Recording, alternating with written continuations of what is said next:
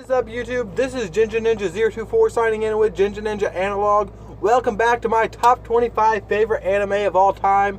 Welcome to numbers 10 through 1.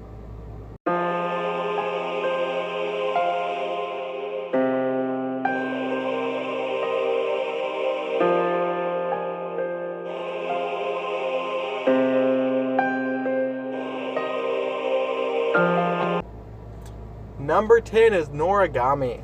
We follow the travel god Yato, or not self-proclaimed delivery god Yato, and we start on his journey. We see his messages trying to get business, and it just has a lot of comedy in it, but it's a really good show. I don't typically like comedy all that much, but this show does it well, but it's not a main comedy. That's not its main draw. I love this show so much, and it so deserves its number 10 spot. Then you have Classroom of the Elite coming in at number 9 with a score of 26. This show is a phenomenal show. It has an amazing main character. I always love the intelligent MC, I guess, trope that some anime do, and this one does it so well. And you know the MC's twisted, and that just makes it even better. And the end of season 1 is just phenomenal. And I wish there was a season 2. Sadly, there's not. But nonetheless, this is a phenomenal anime, earning its number 9 spot on this list.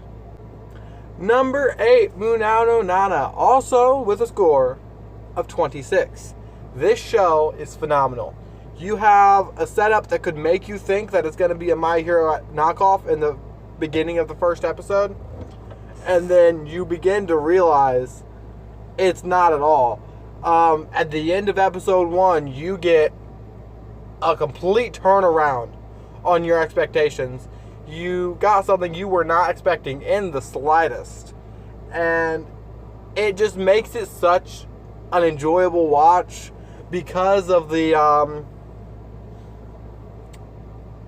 it turns everything on its head and it leaves you unaware. So the entire time you're watching, you're like, okay, what's going to happen? How is it going to work? And it's an amazing show. And it earned its spot. Danganronpa the Animation, number 7, with a score of 27. This show is the pinnacle of death game anime, for me personally, okay? It does everything phenomenally. I already love death game anime. I love the darker themed anime. And that is what made me watch this show. But it did everything it's done to a masterful level. It even made me play the games, okay? Most anime don't do that for me. Then we have in our number 6 spot, The Promised Neverland, also with a score of 27.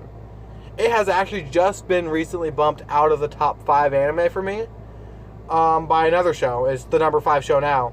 But The Promised Neverland is another darker themed show with a plot centering around intelligent mind battles and death and survival, and it does it all so well. It's not a death game anime, but it has similar-ish vibes to me in comparison to when I watch death game anime, because you don't know when someone might die. That's the beautiful part. You never know what might happen, and that is part of what makes this show so good, because it's not afraid to handle death. It's not afraid to do that. And in the number 5 spot is Horimiya.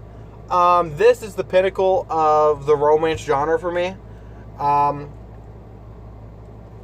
love this show so much. I just recently watched it. I first started making this list, and The Promised Neverland was still in the number 5 spot for me. And then I watched this show, and then in one night, then I binged the manga that same night because I love this show so much. And if you know me, if you know my anime history, I read manga, but I typically don't. I read manga that could be turned into anime in the future. I don't typically read the manga that already have anime counterparts. Just that's not typically what I do. But I got so obsessed with this show, that is what I did. And this show has definitely earned its spot on my top 5 list with a score of 27. I love this show. Then we have Your Lie in April. I know I said that Horimiya is the pinnacle of romance anime, but as I've said earlier, I like the dark toned shows. I like shows that aren't afraid to address death. So Horimiya is the pinnacle of straight romance anime, yes. Your Lie in April is the pinnacle of romance tragedy anime. I love this to the moon and back. It's so hard for me to decide how to rank these top 4 because they all scored 28 points. They are all masterpieces in their own right. And I think when it comes to the romance genre, Horimiya and Your Lie in April are both pinnacles of that genre. Just my personal enjoyment, because it was a tragedy, placed Your Lie in April just a smidge higher. And in the number 3 spot, with a score of 28, Stars Align. Now, if someone were to ask me, what is your favorite sports anime? I wouldn't say Stars Align. I would say Haikyuu. But Stars Align is technically a sports anime, but that's not the way I view the show. It doesn't fit into that typical genre of shows. It does it so differently, and really it doesn't even feel like a sports anime. Yes, they play sports. Okay. But sports more feels like the pushing factor for character interaction. It doesn't feel like the focus of the show, because that's not what it is. The focus of the show is the heavier, more mature themes that are placed all throughout the series. And that's what makes this show so good. It went above and beyond what you expect. Okay, I found this show when I was looking for sports anime. I googled sports anime and this show came up. And I actually just recently finished Baby Steps, and I was like, okay, this is great. It's another tennis anime. I'm gonna watch it.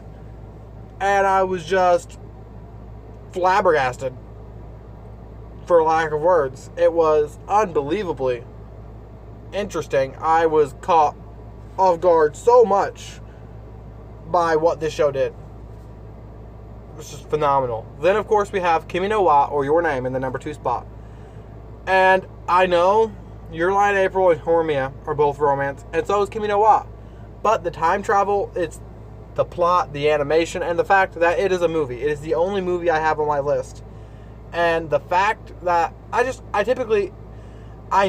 love long-running stories. I love stories. I love 4 or 5 hours of watch time in a show. Movies don't deliver that.